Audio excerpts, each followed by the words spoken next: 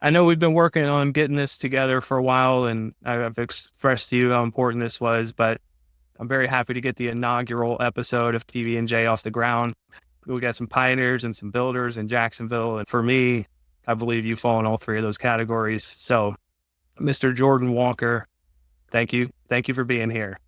Yeah, man. Thanks for having me on. What an intro. What an honor. I feel blessed to be on this podcast. But in all seriousness, thanks for having me. I'm excited for this.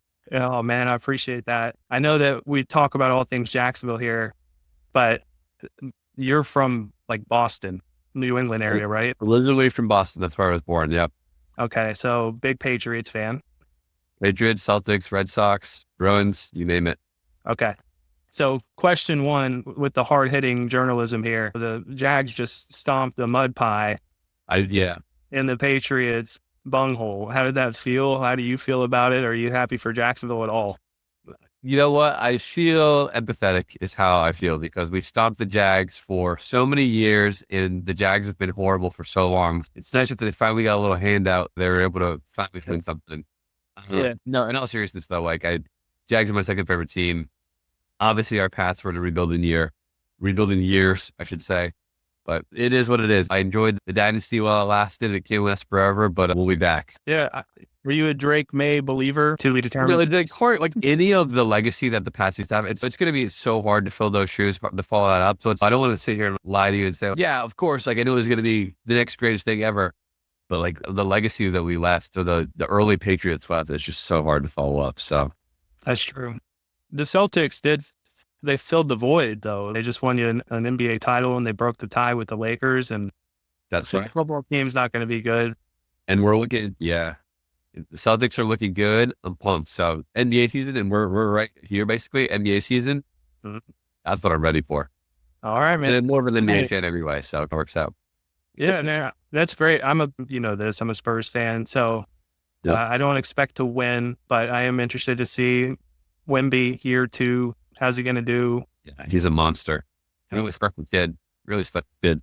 He is. No, yeah, I'm with you, man. Basketball is fantastic. I'm also a big hockey guy, so those seasons run concurrent, it's a good thing for me. One of the reasons I wanted to have you on was, as we're talking about pioneers and builders and Jacksonville, I've gotten to learn your story quite a bit, and I know that you've had a chance to build a couple of different companies, and you've been able to do some things in which you're able to give back to the community, whether that be with the city, with a local, PE firm, whether that's being a talent scout for private equity firms that are statewide. You've got a lot going on. And so I want people who haven't had a chance to experience Jordan Walker, I want them to get to know you a little bit, but I also just want to hear more about what you're doing and see, what we can do when we get the word out there. So if you were thinking about entrepreneurship, or if you were thinking about PS27, or you're thinking about the city of Jacks or Florida Funders, where would you like to start, man? I'd love nothing more than to dive in. Man, I think we have to start with the PS27 side of the puzzle, and all that Jim Stallings has done and started and created for the city. It's a really special guy, just to the city generally, and then even to me personally. We can talk about it later. He was an early mentor to Hunter, and Hunter's my co-founder. Early mentor to us, and then to turn around and ask me to join his board of directors years later was a real honor. That's a really special relationship, and he's just done so much for the city, that stuff that people don't even know about. But PS27, Jim Stallings, Christine, Shannon, Kristen, all of them, what a crew. Is it true? Did you do 1 term or 2 terms on the board? I think I did. Was it 2? I think I did 2. Was it 4 years? Yeah. Yep. Yeah, 2 terms. Okay. So for the folks, which would probably be the majority, who don't understand what goes into being on the board at PS27, what have the past 4 years been like for you? What have they looked like? And what have you learned from that experience? Yeah, I learned a lot. It's funny, when Jim first asked me to join, I couldn't believe it. I was like, oh my goodness, no way. I'm going to be on the board of directors, which is a real honor. But since then, the goal was how do we just make more of an impact in Jacksonville and the surrounding communities, even statewide? And so I think the programs that we brought forth, people that we brought forth, the connections that we brought forth were something that I'm really proud of. There's a few companies I can even think of immediately offhand that have gone on to raise money and gone on to do really successful things and be featured in the media, et cetera, get customers. And have profitable scaling businesses on the back of events that we created with the PS27 board there. So I'm really excited about that. Can't wait to see what the future has in store for these events going forward. As these were years ago when we were first doing some of these events, actually the one that you and I met at. It was the first time we had done that thing. And again, the impact and the value created from it was just so immense. It's when another 3 years, 2 years, 3 years, 5 years, whatever. I can't wait to see what sort of value and impact it creates all over the country, maybe all the world. So yeah, look, I got a lot of love for the PS27 crew. I could talk about them all day, but really special stuff going on over there. Yeah.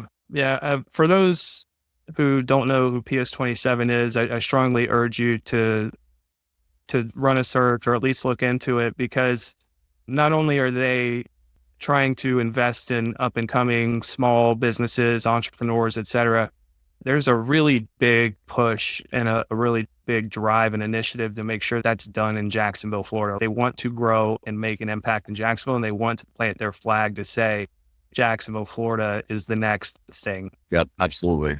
Absolutely. Yeah. There's so much talent and opportunity in the city. It'd be ridiculous not to. So absolutely. Yeah, I agree, man. I know that you were talking about the events, and I want to expand on that because I think a lot of people probably don't know what these events are. And even though we're trying to get the word out, I don't think it's out as much as it should be. But the one that we met at was the original Black Founders Forum event. And it was like a Shark Tank style pitch. I think there were 5 or 6 companies that came up and pitched.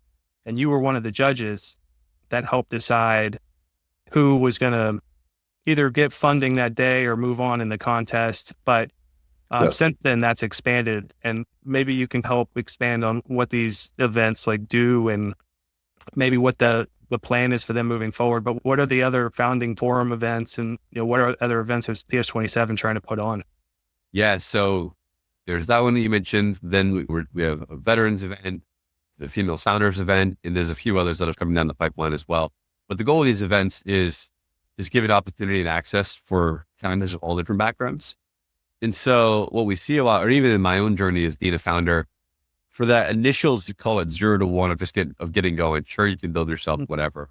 Raising the initial capital or maybe needing that right connection can be really difficult in some situations. So through these events, you get access and time and opportunity to go meet a bunch of people, network and talk to a bunch of people. So the goal is really just to create a level playing field for everybody coming to the events. Again, of all different backgrounds, races, religions, whoever, but giving founders who may not have the traditional background, a Harvard degree or sold a previous company, whatever it might be, giving people like you and I the opportunity to come to the table and say, hey, look, I have a really awesome company too. I'm just as competent and capable about as anybody in the room.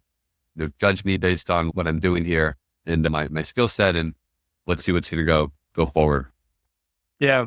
Yeah. I don't know that I could have said that any better, man. I really like what PS27's doing. I like that they're trying to rev up the entrepreneurial spirit in Jacksonville, and obviously what this podcast is all about, and something that you're very passionate about as well, is making sure that Jacksonville is a place where people can thrive. Yeah. I care a lot about this city. There's so many fantastic people in Jacksonville. And then likewise, this is where we got our start too for our company. I remember years ago when we were first trying to raise money for our business, and we were this is before remote work was cool. We're telling people we were from Jacksonville, Florida, and they're laughing us out of the room going, you're from where? Trying to build a company? They're shocked that we weren't in New York or Silicon Valley or any of the big tech hubs. Now I feel like that narrative has been completely flipped upside down, and you can build from anywhere in the world now, which is really cool. Yeah, absolutely, man. Do you think, candidly, Jacksonville can be the next Austin, Nashville, Charlotte? Yeah, it got all the right ingredients. We live right on the coast. There's a beach, there's a college, pro sports team, tons of people here. There's lots of great food around, which is also a bonus, I like to think. But it's got all the infrastructure and all the right pieces in place for it. I think now more and more people, you can even look in the data, people are moving here. Houses and apartments are getting built left and right to keep up with the demand. So it's got all the right pieces in place. I think this is part of why we do podcasts like this, have conversations like this, and the people that we talk to day in and day out all come together, and you get that. I think we're at the point where I described it before. It's like the rock is just about to tip over the edge of the cliff, Yeah. And I think people like you and I, this podcast, there's a bunch of other great people that I'm sure we'll get to in this podcast, but they push that rock right into the cliff. And I think we'll just see it start to snowball and really take off. Yeah. What did I use the other day? The analogy was, I think Jacksonville's walking around with a jetpack and they're waiting on somebody to light the fuse. And that's exactly how I thought of it. Was just like, I think it's going to take one big event, one thing to get people excited and riled up, something that people from out of town can come in and explore and see. Yeah, exactly. Right. And yeah, one of those things, now that I'm thinking about it, is we have a conference here. I don't know how popular it's getting, but we're about to hit year 3 of it. But my hometown, Austin, Texas, has the South by Southwest conference, and there's the tech and the movie and the music genres that they support. And here we started we as in Jacksonville, not we as in me and you, but we started the Think Bold conference. Mm-hmm. And so that's coming into year 3. And they really do a good job of it not just being dedicated to tech or dedicated to initiatives or music. It's all encompassing, and their guests are wide ranging. Do you know much about Think Bold? Do you have any thoughts about it? Do you have any excitement around it? Yeah, it's been on my radar for a long time, and I feel like the amount of steam they have picked up in such a relatively short amount of time is absolutely unbelievable. You hear people talking about it left and right, really massive names involved in the conference. They are really doing something special. And if you talk about, like I said, you mentioned like a South by Southwest, Think Bold has the capacity to become that for Jacksonville, Florida. This thing, I think, has the ability to really erupt in popularity. So I'm really bullish on it. I think the founders are 2 extremely competent and capable men. They are really on the money. And again, there's a gazillion names you could throw out, but I think the people that are also behind it, even beyond the founders, people who are generally involved in the conference, have a lot of weight and call it influence. They go along with their names and the hard work they put in over the years. So yeah, I think it's going to be massive, man. I think it's going to be like the conference in Jacksonville. I agree. Hear me out on something. I've been thinking about it for a while. The stadium rebuild that got approved recently is, you might correct me on the year, I think it's 2027 or 2028 when it opens, but it's going to have the 4 seasons and a lot of restaurants and bars associated with it. If I'm Troy and Mo, the 2 guys that put on Think Bold, I'm thinking that's my ramp, right? I have a couple of years to build this thing up. And then the minute that stadium complex opens and I have all these different resources for people to see and do, and we can book out like vendor happy hours and stuff like that, vendor dinners, I think that's when it goes nuclear. I did too. I think when you have the infrastructure like that, a few more years under the conference's belt, I think that's just like the perfect storm for something miraculous happening. Yeah, man, me too. And just to put a bow on what you were saying about Jacksonville being bullish, or you being bullish on Jacksonville in the tech market, we were at City Hall not too long ago, and I was talking to Gregory Grant, who I think we'll probably talk about here in a minute. And they were asking, why do you think Jacksonville has this potential? And like I said, I'm from Austin, Texas, and Austin is it's in a tax-free state with a river flowing through the heart of downtown. And then you look at the next city that blew up from a tech wave, and it was Nashville. And you look at Nashville, and it's a tax-free state, river flowing through the heart of downtown. And although we have some really fun cities here in Florida, there's only one that has a river flowing through the heart of downtown. Yeah, it's Jacksonville. And we have the opportunity, if we build on the riverside and really make something special with the opportunity and land that's there, this could turn into something. Oh, definitely. Lots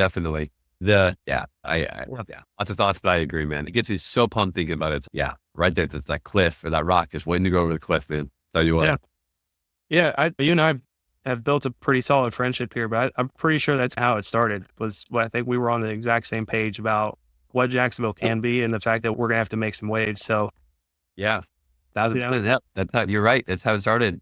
2 guys going, hey, here's our thoughts for the city. I think what we can do, and next thing you know, when all these great minds start to come together, it's something awesome. I agree, man. Out of the 2 of us, though, you're doing actual work with the city. So I think you're doing some volunteer work with the city of Jacksonville.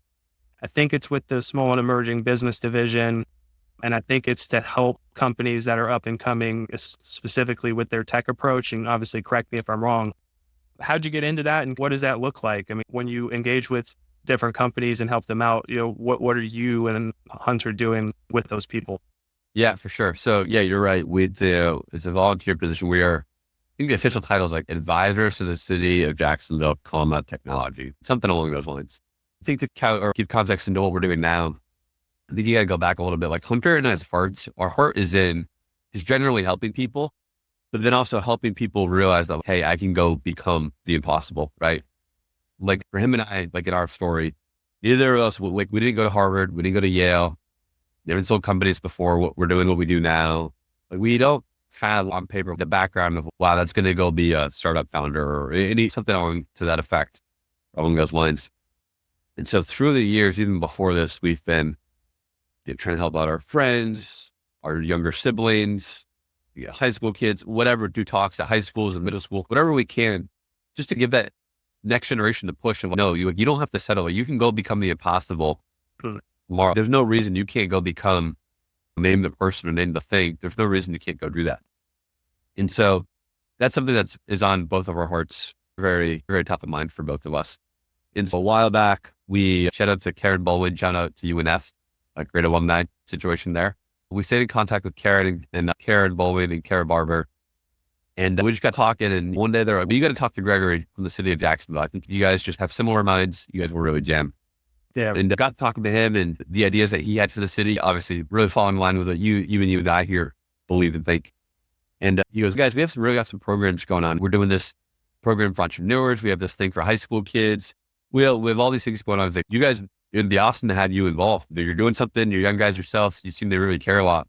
So we said, absolutely, yes. This is a no-brainer. Like, our hearts are in this thing. We want to give back whatever we can. We want to build up the younger generation. We want to build up the city. We want to build up the people around us. So it's an absolute no-brainer. So day to day, it's helping mentor and guide other startups on, hey, think about this. Have you seen this? Making strategic connections to investors where it is needed, helping show people the opportunities that are maybe out there, helping younger kids just meet and interview people just to pick their brain and understand, okay, what's out there.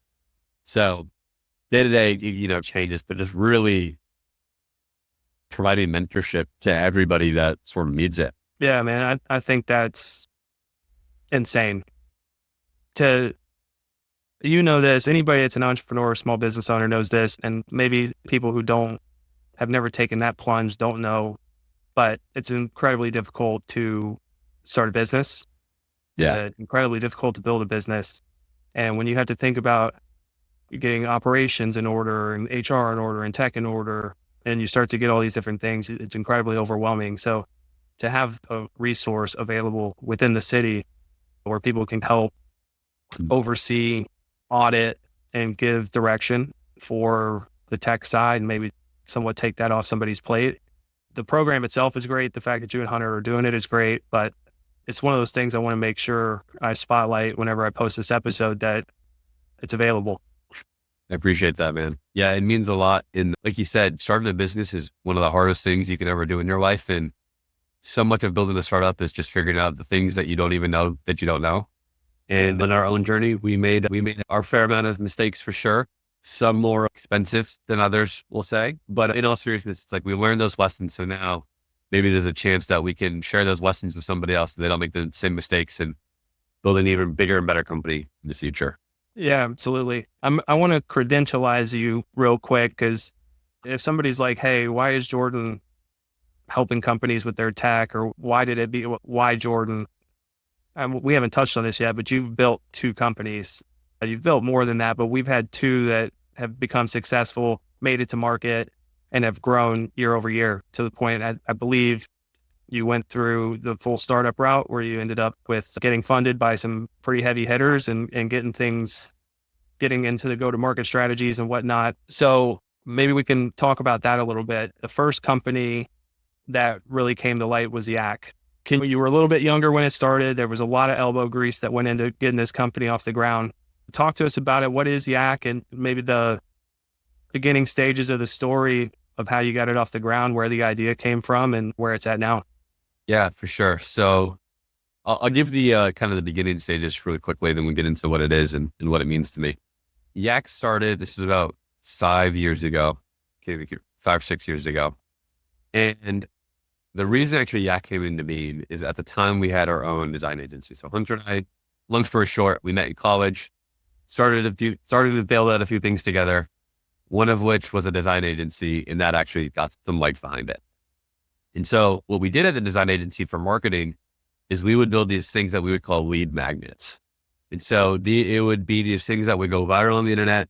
People would find it, it'd generate referral business back to our company, and then they would hire us was the idea. These things would go viral. None of them were like long-term viable business sort of ideas, but just like quick one-off things. One we built, there was one that we built that was a little controversial. We got into a little tizzy with Nike, if you will, over it. I got the email still saved on my phone, and I printed it out because this is awesome. Nike is like pissed at us, but it's scary, but cool. We built a couple other really useful tools, but one of those lead magnets was actually YAC. At the time, our agency, we were a fully remote team, and we realized it's hard to have synchronous meetings across different time zones, et cetera. You either wait for somebody, it's early, you name the problem, you probably experienced it if you work remotely. And so what we said is, we're going to build an asynchronous messaging platform, a voice messaging platform, where you can send voice messages, screen shares, summaries, text, et cetera, and have these, what we call asynchronous meetings. And before I talk about the actual launch, before the launch of it, we had been grinding for the last 8 years to get to this point of what I'm about to talk about. We had been hustling our butts off, working for free or no money for a really long time. There's a website called Product Hunt, which if you're in startups, I recommend you go check it out. If you're not on it, you're crazy, but go check out Product Hunt.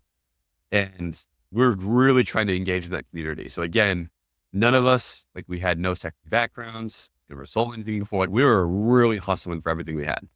November rolls around, and we launch YAC. Long story short, and we launch it just hoping for the best. Maybe it goes viral like the other things, but we'll see what happens. We launch.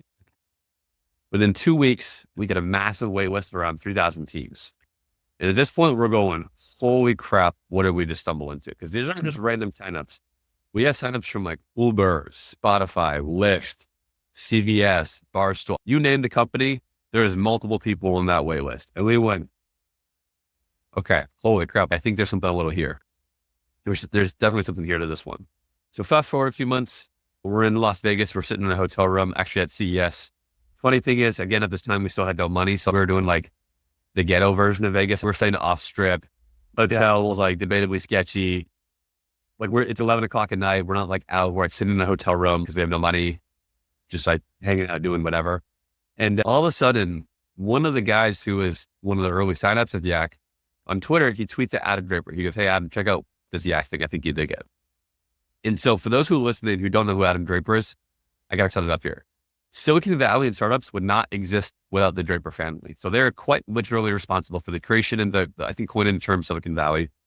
They were the first investors in PayPal, Skype, SpaceX, Tesla, Facebook, Hotmail, all the companies and products, PayPal, I think it's the PayPal, but all the products and services that the internet kind of grew up on, they're solely responsible for. And so this guy tweeted at Adam, and they were he's got 50,000 followers.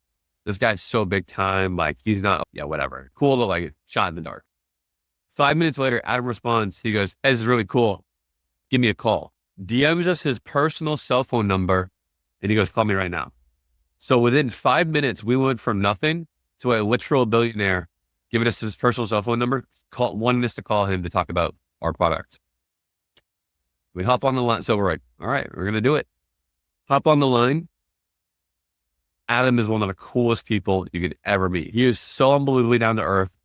His product sense is so good. He's so in touch with what's going on. It is the best part. We talk for 20, 30 minutes, whatever. At the end, he goes, "All right, I'm in." "You're in? What do you mean by that? You're in for..." You created a profile? Yeah. Cool, that. Awesome. He was new. I'm going to invest. And at this point, this is more money than we could even comprehend at this point in our lives. We're all, what? And so, of course, you do the founder thing. You build the plane on the way down. You're of course, like my people will call your people and yeah, we'll talk in a few weeks. We'll get it set up. But at this point in time, we had a crappy website. The product like was like I wouldn't call it like a version 1. It was like a version 0.5. It wasn't its own company. There was no business bank account. There was all these things that had to be put in place. Yeah. So we scrambled to put all these things into place. We did it, ended up invested in that. That was our first pre-seed round, and just haven't looked back since. Man, that's incredible. I know you said that you spent 8 years to get to this moment. I think you said you founded YAC, I think 5 or 6 years ago.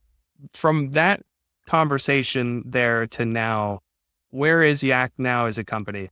I know it's grown, but can you walk us through what it's been doing? And also if you've made any kind of like iteration as YAC changed or evolved over the last 6 years? Yeah. The product has changed a ton over the course of time as people's needs and wants have evolved with the market. Mm-hmm. What's funny, I think the biggest thing that I'm most proud of in the company, or I don't know, maybe this is just me, but when you set out to build a company, you're thinking like, man, it would be really cool to have ABC as a client or like X as a client or a big company, like to get just another big brand to recognize that what you built is significant enough for them to adopt it. Yeah. Is always something that I always dreamed of. So I remember in the early days, it's okay. We had the wait list. We started onboarding companies, but they were like smaller companies, like just mom and pop startup, small business companies. But then as I look back over the last 5, 6 years, whatever it's been, and I see some of our enterprise customers. It's like Google, you got Chanel, you have Twitter, and there you have StockX. It's wow. These brands that like I have looked up to for my entire life, or that are household names, or that my parents mention, or whatever, every friends and family, everybody knows, to see them then using our platform. I mean, and so it's one of the most humbling, surreal things in the world to look at them and go, yep, they like, that's our baby, but like they respect it enough, they enjoyed it enough that it makes sense. So that's probably the biggest thing for me in terms of like just evolution of over the companies, last 6 years, and people can infer what you want from that. But then like that, you mentioned the press, like stuff like that. And honestly, it's just like stuff you think about as a kid that it's just so surreal and cool to see it come to life. Just very honest with it. It's crazy. Yeah, dude, it's sick. It is what it is. It's just sick. I think it brings up an interesting notion. Maybe I can have you talk on it a little bit, but you talked about the fact that you did a lot of the work for free. And what you haven't talked about is the bad days. We talked about what's come of it, but we didn't talk about the struggle. And I heard a quote not too long ago. This will resonate with you. It was, everybody wants what you have, or everybody's jealous of what you have, but they're not jealous of how you got it. Anybody that's starting a business or in the throes of trying to build a business or becoming an entrepreneur, and let's say they're going through the struggle right now and they're having to really push through. What did you do on those days? And I assume you had a why, and I'm sure that you kept going back to it, but can you talk about what that was and what kept you motivated to stick with the entrepreneurship journey and continue to build the company? Yeah, for sure. I think, finding your why is definitely the most important thing, and just being religious about coming back to that, even on the hard days and the good days. Something that I feel like I've improved a lot on since the beginning of the journey is I can stay pretty even keeled. It's like something really exciting happens, I celebrate, like I enjoy it like anybody else, but also like, okay, I try to stay even. Or something really bad happens, it's okay, I know it's not the end of the world, try to stay even. So having that why and establishing that for yourself, like going into it, is a powerful thing. Like something I like in it too. Like I'm going to get a little off topic, but then I'll get back to it. It's like, I'm doing jujitsu now. And it's like with jujitsu, for example, it's like before I even started it, I had my why. I was like, I know going in, no matter how it goes on the first day, second day, whatever, I'm going to stick with it. And I think being an entrepreneur, you have to have that going in. No matter what, I'm going to stick it out. How good or bad it is, I'm going to stick it out. And so having that why is, I think, really important too. And then surrounding yourself with just a really great support system. I know I've told you this and we talk about it all the time, but I found a bunch of people, other founders similar to, where we were at in our journey around the time and the ages of our companies and stuff like that. And I put everybody together in like this 25, 30 person group chat, because we were all coming up at the same time. And I realized early on, we're going to need that support system. There's going to be days where it's going to suck and be horrible. And trust me, there have been, just in the course of my entire journey. But you need that group of people that you can lean on, you can trust, you can talk about things with, you can get advice from. So I think finding that support group or putting that support group together on your own, I think is something really beneficial that a lot of people should do. And then just grounding yourself in reality too, like still do your normal things. I go to church. I go to church. I hang out with my friends. I hang out with the family still. Do the things that keep you grounded in your reality. One of Hunter actually shares this quote a lot and I love it. But he says like a quote, I don't want to butcher it, but the essence of it is you are not your job. Like your confidence, what makes you is not in your startup or in your job, or your value is not in your job or your startup. Your value is in who you are as a person. Yeah. And we can adopt in that mindset going into a startup is really, really beneficial. Yeah. Obviously fantastic advice. I really, what you said when you said you need to be religious about it. I don't know why that hit me, but it's something I wrote down here. It's something I'm going to put in the show notes because it's being religious about coming back to your why means like what did I read the other day? Stick to the plan, not to how you feel. And so if the plan is that you're building something to achieve the why, then you need to be religious to go back to the why and stick to the plan. And it's probably the first time I've heard that adjective used as it describes like going back to the core purpose of why you're doing what you're doing. Yeah. I think you have to have that. There's days where you know what, you got to get out of bed and you're like, oh man, I just know this day is going to be crappy and it's going to suck, but you just have to keep going. And that's the nature of the beast. And there's also the awesome days. There's the good days and the bad days, but I think the why keeps you grounded through it all and helps keep your emotions in check. Yeah. Cause that will definitely push you emotionally. Yes, it will. Out of curiosity, out of the support group that you had, I know you had a lot of people to lean on, but was anybody in that group that said, if you were having like a downtime and you were thinking like, maybe I'll quit, do you have anybody in there that was like, Jordan, stop being stupid? Yeah. Like, I think that's one of the biggest benefits of a group like that, which is everybody goes through different seasons of their own business. And like, there was really hard times in our business. Some of our friends were like, are you guys stupid? What are you doing? Pick yourself up, get it together, get it moving. And then same thing, a couple of our friends were also going through hard times and stop feeling sorry. It sucks. I get it, but stop feeling sorry for yourself. Remember why you did this thing. You're confident, you're capable, and pick it up and keep going. Yeah. I think you have to have people like that really, because to be really transparent here, it's like when you're building a startup, like you're going to screw up sometimes, and what it can do to your confidence can be really detrimental sometimes. There are days where I'm just like, am I completely stupid? Do I not know anything? Like, why am I even doing this? And then it's nice to have someone to come in and remind you, no, like, you're not a moron. Like, everybody makes mistakes. We'll keep going here. But yeah, I think you have to have people like that in your circle when you're going. Yeah. Yeah. It's something I've thought about is not to say like that there's value in being coddled. I think there's people who want to be validated in their thoughts and their feelings. If things aren't going well and they don't feel good, it's easy to have a group of friends that say, hey man, I understand that you feel that way. I'm sorry. Let's go get dinner and let's get your mind off of it.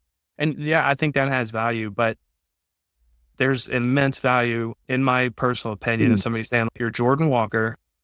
Get it together, dude. You know what you're doing. You know what you're building. The idea you had and the idea you're executing on, you're on the path. You just got kicked off of it. Now get back on the on-ramp and get back on the highway and let's just figure it out. So I think the other thing too, that's important to remember when you're building a startup, and it's really hard in the moment, but it's nothing is ever as bad as it seems. Like I learned this time and time again in our journey, something that I think is the end of the world will happen. And then you come out on the other side of it and you're like, I can't even believe I was worried about that. And then the next thing happens, you come out on the other side stronger and better. And you're like, I can't even believe I was worried about that. Like people are like laughing at it. So what I've just realized and what I would tell other people is nothing is as bad as it seems. You can always get through it. So 100%. That's phenomenal advice. Excuse me. I think the one thing that I heard that stuck with me, I don't know how you feel about this, but somebody said, this too shall pass also applies to good things. And that's why it's important to stay in the middle. When things in life are not great, it's going to pass. You're going to get through it. But when things are really good, they don't stay really good either. So you can't just sit there and chase euphoria. You're going to have to find a way. We use the term grounded, but find a way to stay in the middle and alleviate the highs and lows and the peaks and valleys just from a mindset perspective. It's funny. this was a while ago, but my dad gave me he gave me a good reality check. And I say this just as like an objective story, but remember like relatively early on in our journey, we got featured in the Wall Street Journal, which is like one of the highlights of my life. I was like, oh my gosh, I cannot believe this. I actually had to print it out next to me. And I was so happy. I'm like, I can't believe it. My dad is the most like grounded reality guy in the world. Everybody should just go talk to him. He's great.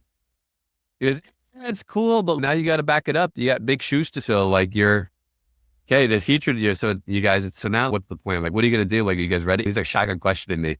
I'm like, damn, dude, let me have the moment for a second. But in all seriousness though, he's really real. It's okay. Like, this is cool, but it's not going to be here forever. Like, it's going to happen. The next article's going to come out tomorrow. Nobody's going to care. Yeah. And you have to really back up now, like what you're going to do. So I might, as things take off, maybe I'll have your dad on here and he can just, you got to get him out. He's incredible. He's a wealth of knowledge. That's what I'm saying. Maybe we can just do 60 minutes of advice from Mr. Walker and just. He's got it. He's got a trillion things. He gave me some really good advice even just yesterday for something. So yeah, he's great. That's awesome, man. I'm glad to see YAC doing what it's doing. And I think what's funny is we're sitting here talking about the grinds and how hard it is to start a company and stay in the mindset. And then you go and say, hey, I built YAC and YAC's cool. Let me build another company. So you got another one that has, to me, my favorite story, and I'm hoping you'll share it, is how this second company came to be. And then not only how it came to be, but then after you started it, how it wielded itself into a lane that it was never intended to be. And before I ask that question, the reason I want to have you talk about it is so many people want to strategize this thing all the way through before they do it. And they want it to be the perfect moment before they jump.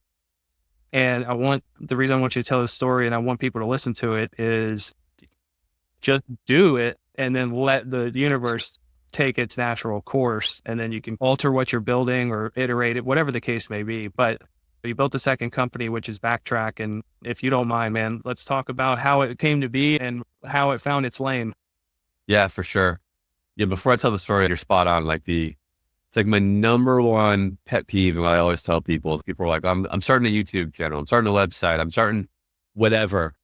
And they just keep talking about it. It drives me nuts when people keep talking about it. I'm like, just start, just post something, just do it. Like, there's no excuse. There's never a perfect time to do something. Just start, just get it going today. And people love to make excuses. And so anyway, my point there is just start. But so anyway, with Backtrack though, it's really funny. So we have to go back to the beginning stages of YAC to get the context of Backtrack. And so the early days of YAC. So Adam invested. That was like a small pre-seed round. But then we had to go raise more funding for the subsequent seed round. We prepared a lot for the moment with Adam, but at that point in time, we hadn't really dialed in a pitch. It's not like we were actively going to seek all these investors. I hadn't done a gazillion investor calls. He had like very minimal experience still. So long story short, we're going to try to raise the next round of funding, or at least start gearing up for it. And little old us, we find ourselves out in Silicon Valley, in San Francisco, meeting with an investor. Now, I won't name the name of the firm, but how we got a meeting with this investor at this point in time is actually still pretty confusing, even to this day. Like, we probably just shouldn't have been in that meeting. But anyway, we find ourselves in this meeting. And when I say a meeting could not have gotten worse than this one, it was awful, brutal. We got obliterated in this meeting. It's one of those meetings where you're like, dear God, please just let this be over as soon as possible. Hunter and I are making eye contact. Are you going to answer? Am I going to answer? You're just like lost for words. It felt like the longest hour of my life. Even to this day, I can still visualize it perfectly. It was brutal, dude. Like, I remember I must have looked like such an idiot with the faces I was making. So anyway, meeting goes terribly wrong, but she asked really good questions. So we leave the meeting. I look at Hunter. We're about to head home, head to the airport. Damn, I wish we recorded that. Because, dude, that would be a sick product, like something that lets you like record from the past. Like, what if we brought it to life? So late at night, flying back home to Jax, And he's like, hey, what if we bring again, like a version like point 0.5 to life while we're flying home? We got a 6-hour flight. Why not? Yeah, sure. Why not? And so it's actually even funny. It's documented on his Instagram story. We came up with the name, the logo, very first version of it, et cetera, et cetera. And we just put it out there. Just, I don't know. It was just for fun. It was a shitty meeting, long day. Put it out there, see what happens, whatever. Put it out there. Years go by, but till about a year and a half ago, whatever. Years go by, and it had some users. We're talking to one of the users. She actually emails in. She goes, guys, I used this thing at a trade show, and it completely changed my business. We're like, what? Tell us more. What do you mean by that? She goes, yeah, instead of trying to remember every conversation that I'm having while I'm at my booth or taking notes and being distracted or trying to memorize things, I just had backtrack going, and I backtracked it all. If everybody hasn't picked up on it yet, sage conversations after they happen, hence the name backtrack. Yep. For those moments where you go, damn, I wish I recorded that. She was backtracking over meetings at her trade show booth. And we went, oh my gosh, what a use case that is. That's so creative. And so Hunter and I then began to pull on the thread a little bit, and it just erupted. It's like we found like a sort of a really specific niche within the industry. And it like once we pulled out that thread enough, it like became something. We're like, okay, holy crap. So now fast forward a year and a half later, we are fully entrenched in the trade show industry. There's some of the biggest trade shows in the world that we're looking to work with here soon to partner and to roll out Backtrack to actually all the people that attend the trade show events so that everybody can remember the conversations while they're having, walking around. So it's just been a insane whirlwind of getting to know this industry. If you asked me years ago, hey, Jordan, I think you're going to be involved in events. I would have told you absolutely not. But now I'm fully engrossed in it. There's so much nuance in people, in just things to the industry that it's insane. You need a whole encyclopedia just to figure it all out. But it's been a blast to work on. Extraordinarily fun. And they're event people. Everybody in the industry, they throw events for a living. Yep. They're awesome. They're a lot of fun to work with. So it's been cool. Is it fair to say that you may eventually phase out the need for business cards at these trade shows? It depends. I like to say, yeah, it depends what show. Again, so what we learned in this industry is there's a trade show for literally everything. Yeah. I think of like technology. I think of VMware. Yeah, like golfing or like boats or whatever. There's a trade show for the pistachio trade show. There's a vacuum trade show. There's a beauty show. There's all these shows that are so niche. There's a flooring trade show where one of our guys even went to it. It's like at their booth, they literally have like concrete and wood. That's all it is, like an entire exhibit hall. And so I would have said yes pre this. I'm like, oh yeah, who's using business cards these days? Yeah. My answer now is it just depends on the industry. There's some shows that we go to where nobody has business cards. What I just did, it's business cards. Yeah. You go to other shows, they're shocked if you don't have a business card. You're the enemy. You're like, Randall, you came without business cards? You must be an idiot, dude. Like, you must not be prepared. So it just depends on the industry. I guess that's fair. To me, you use Backtrack, you meet somebody, you go back, you hear who they said they were, you hear what they said they did. So instead of collecting business cards and going back to the hotel room to connect with them on LinkedIn later, and you're like, I know they were with this company, but what did they say? I don't know. It seems like it has more practical use than just handing out a little card. I'm biased. I agree, but we'll see. But we have some stuff baked in for people who do still carry business cards where you can actually use the app alongside a business card or whatever else exists. So yeah, service everybody, but yeah, you'd be shocked how many business cards still exist. Yeah. Yeah, I guess I would be. I see the value in the user, right? I see the value in people having it at the trade shows, but what is the value for the trade show? Like when you engage in trade shows and say, hey, like we want to bring this product to your trade show and show it off and get people excited and involved. What's in it for them out of the gate? You pitch that. Yeah. So the whole idea with the app is we actually help measure ROI. You believe it or not, and it's all hard with the exhibitors that go to the show.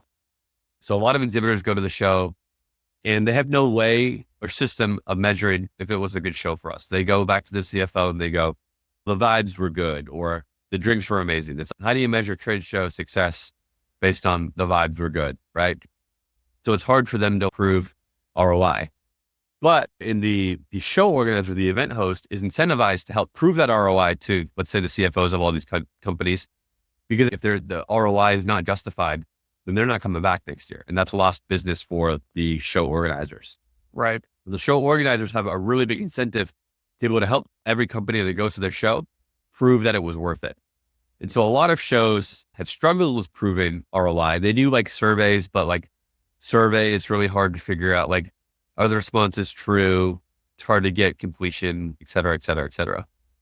Now, part of the reason why they love Backtrack is one, just the general value add to their exhibitors. Like it makes it the summary, the notes, the note taking, all the data entry, all that is dummy proof. So that's something that they know is automatically going to help their exhibitors. And if they help their exhibitors, they're more likely to come back. But then number two is because we actually tie Backtrack to CRMs, that's a two-way street. And of course we anonymize all this data, but we know the entire value of pipeline created at a show. So for example, let's say you and I went to CES, for example. Our data, of course, gets anonymized for privacy and security reasons, but we know, hey, between the two of these guys, there was $3 million of pipeline opened up. Now CES has that real tangible, an actual tangible number that says, wow, we created $3 million of value just for these two guys.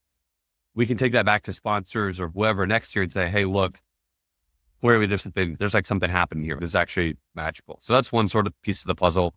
And there's a few more things that some new things that we're working on with them.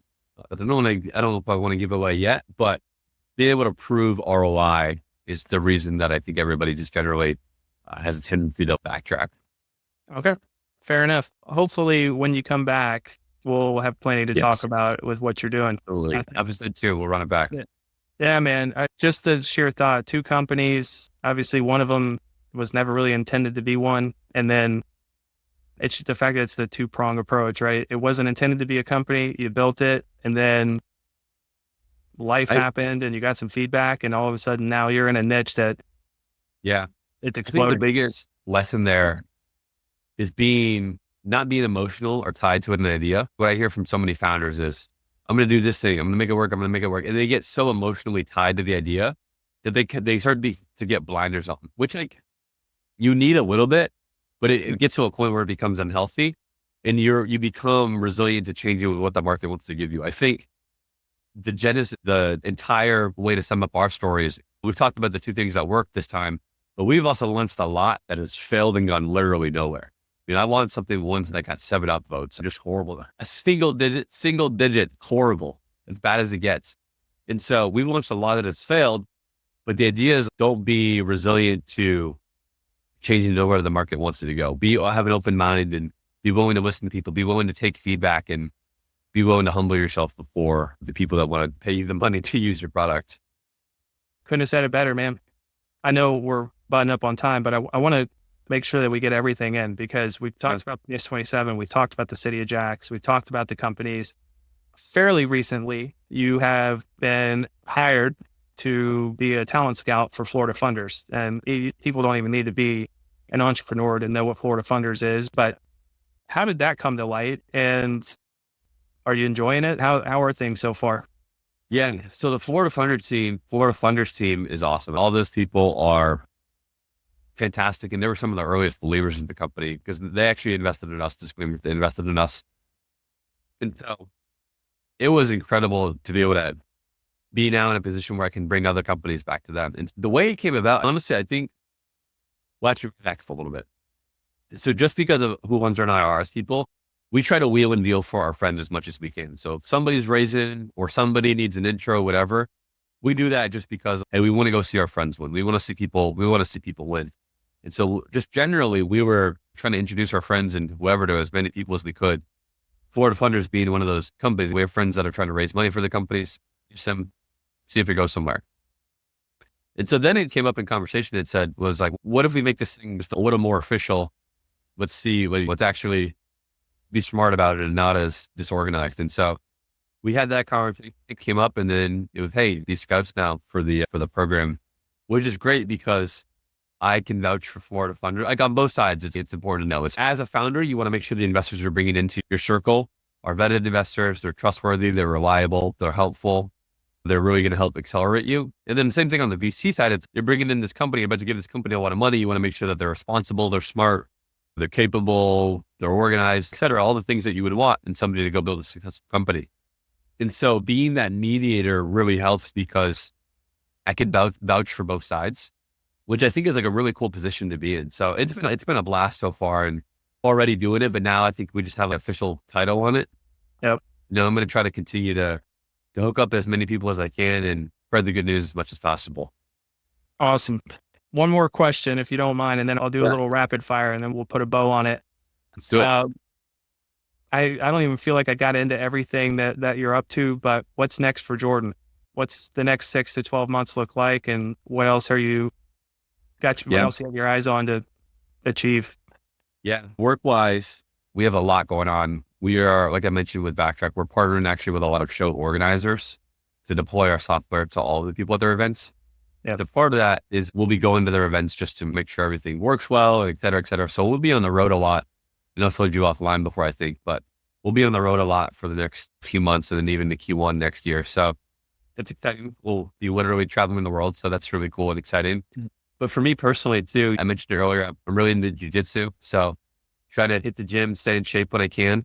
That's really fun. And this is my favorite time of year. So do some camping, do some fishing, do some hunting, things like that. I'm a big outdoors guy. I love being active. I love being outdoors. So yeah, where'd you just spend your birthday? That's right. I was just in Yellowstone for a week. That was one of the coolest trips I've ever been on. And now I'm like, how do I get back to Yellowstone as soon as possible? But that was a really cool part of the country. But yeah, I've always enjoyed fishing. It's funny. I remember when I was younger, after basketball practice, I'd get home and my dad and I would go out to the pond and try to fish or do whatever we could. So yeah, just enjoy the fall season. My favorite time of year. So I'll be outside a lot or in the gym. That's for me personally. So yeah, that's awesome. All right. I'm going to throw a couple rapid fires at you. And then let's hit it. For entrepreneurs who are still trying to figure out who they are, what's the best book you read that gave you probably the biggest aha moment? Oh, best book. Sugaring out my things. Let's see. I've got a bunch right here. One of my favorites, it's not an entrepreneur book. Actually, I'll give 2 answers. One of my favorites just generally is Jordan Peterson's 12 Rules for Life. Yep. Like, I think that is like a really good guiding principle. Oh, man, there's so many like good ones to think about. I'm just going to give you 3 answers. So Jordan Peterson, 12 Rules for Life is like one of my OG favorites. Okay. I also like really Marcus Aurelius's Meditations. I think it's phenomenal. I think everybody should read that. And then more like businessy, entrepreneurship focused is the classic 0 to 1 book. I think that's like a must read if you're getting into startups and entrepreneurship. I'd say those 3. If not, I know you asked for 1, but one of those, sure. Dude, 3 works. There we go. All right, Jacksonville Focus. It's a Jacksonville podcast. Yep. What is your favorite restaurant that's not a chain in Jacksonville? Okay, favorite restaurant, man, it's probably Andy's, to be honest. So this is like my Achilles heel, and it's so bad for you, but they have this thing at Andy's Ground called the Samoan, which is basically like a burrito with the Peruvian sauce, it's like fries, ranch, chicken. It's so unhealthy for you, but it's unbelievably good. I can feel my arteries just getting fogged, talking about it. But man, me and my brother, we'd go surf during the day. During the summer, we'd go surf, and then we'd run it over there to get some Samoans. Yeah, dude, Angie's is a weakness for me. Like really good, like a pure weakness. The Jack Del Rio sub that has the Fritos in it, and then you get tater tots instead of fries or chips. Oh my god! But and they just opened one up in the airport. They did. Yeah, when I was like going out to Vegas, I was like, oh look. Yeah, in the airport. It's pretty, talking about local companies, I think it's really cool to see Angie's in there, Southern Grounds in there, like some of the cult following type of restaurants that we've had in the city are ending up in the airport. I think that's cool. What's the best, I say best, I know that you have to attach a vibe to it, but what's your favorite bar in the city? Favorite bar? That's a good one. I don't know if I have an answer. I'm not that big of a drinker. Like I'm the type I'm like 90 years old at heart. I'm the type of guy that I like to sit around outside with some friends, sit at home, and just have a beer or something like that. I'm not a big bar guy. I don't know. Next episode, I'll have to come back and give you an answer, but I'll give you 3 options because there are 3 different types. And then you tell me which one would match your style. Lynch's. Okay. Lemon bar. Okay. We'll do River and Post. River and Post is probably the closest. Okay. Scenic, chill. Yeah, chill. I actually like being able to talk and like hear the people that I'm with. I'm not like crazy bar, shoulder to shoulder, sweats falling on you from other people. You can't hear anybody. I like to be able to I like to have my space and I like to be able to talk and just relax a little bit. Okay. That's fair. So let's say you're meeting up with a friend and you leave the house and you're like, I want to go to my favorite place. Where is that? Probably Southern Grounds. Yeah. Yeah. And I also love coffee too. Granted, I just drink black coffee. Yeah. But I love the good coffee and I like coffee. What I'll do sometimes with my friends is we'll grab a coffee or bowl of beans also good, but we'll just grab a coffee and just walk around or do whatever. It's really my vibe. I like that. I'm a coffee guy too. You know that.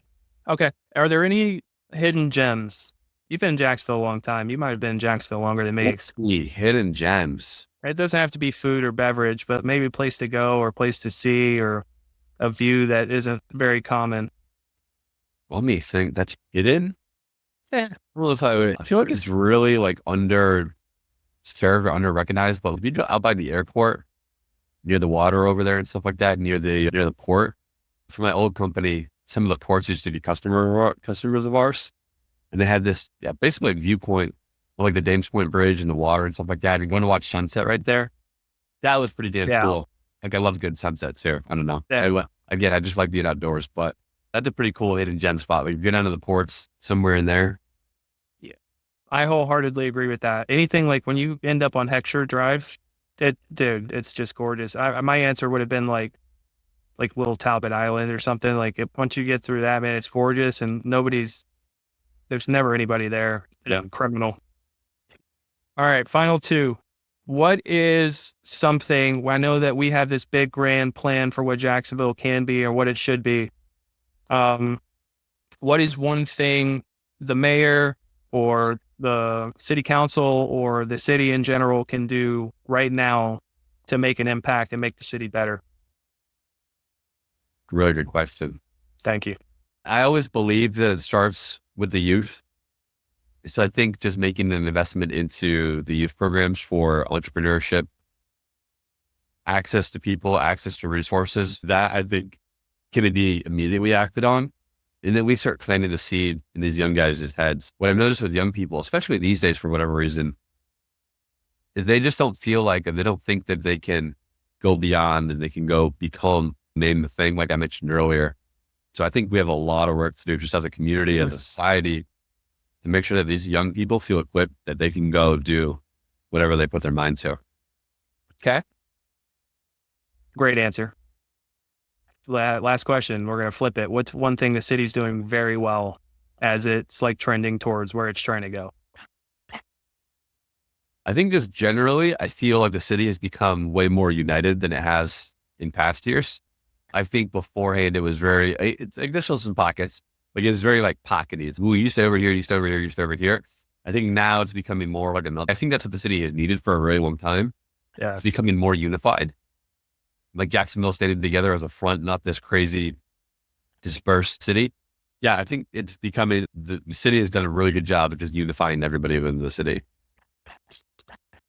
Also a great answer. All right. Listen, man, I hope the next time you and I do this, we feel the city has made progress, right? We're not seeking perfection. We're just seeking progress. And I hope with your businesses, obviously, I wish you the best of luck with those. And I'm hoping we'll come back around, dude. We'll have a blast with it. For anybody who wants to be a part of YAC or hear more about it or hear more about Backtrack or hear more about what you're doing with the city, where can they find you? Where can they look you up? Yeah, so you can find the businesses if you just go to yak.com, YAC.com, or use backtrack.com, USE backtrack.com. I'm also on Twitter a lot. I'm at Jordan L. Walker. I'm also on LinkedIn. Hit me up. I'm an open book. Let's chat. You're the man. Jordan, thank you, man. I appreciate you. Been a pleasure, brother. Appreciate you having me on. It's been great. And we'll, can't wait to run back. Yes, sir. Can't wait either.